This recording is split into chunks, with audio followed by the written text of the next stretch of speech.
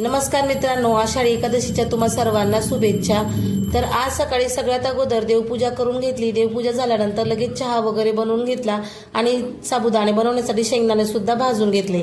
तर मागच्या वर्षाच्या आषाढी एकादशीला ना आमच्यावर खूप मोठं दुःख आलं होतं आणि आमच्यावरच नाही तर आमच्या नंदीवर सुद्धा खूप मोठं दुःख आलं होतं।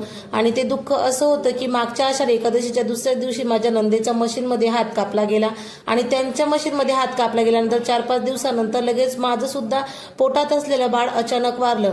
तर मागच्या वर्षी आषाढी एकादशी नंतर असे दुःख आमच्यावर आले, त्याच्यामुळे यावर्षी आधीच मी देवाला सकाळी प्रार्थना केली की देवा यावर्षी आम्हाला आषाढी एकादशी नंतर काहीच कोणतंच दुःख नको येऊ, कारण मागच्या वर्षी जे दुःख भोगलं ते दुःख आता आमच्या पुन्हा वाटायला नको येऊ देऊ।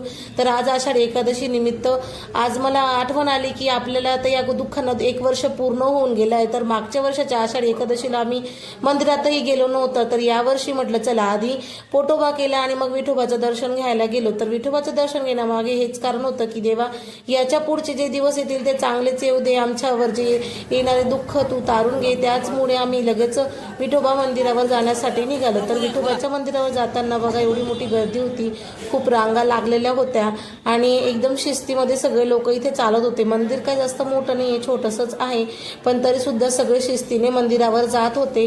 लाईनींमधून व्यवस्थित जाणं होत होतं आणि मग हळूहळू आम्ही मंदिरात गेलो। मंदिरात दर्शन घेतलं, विठ्ठल रुक्मिणीचं मंदिरात दर्शन घेतल्यानंतर खूप प्रसन्न वाटलं।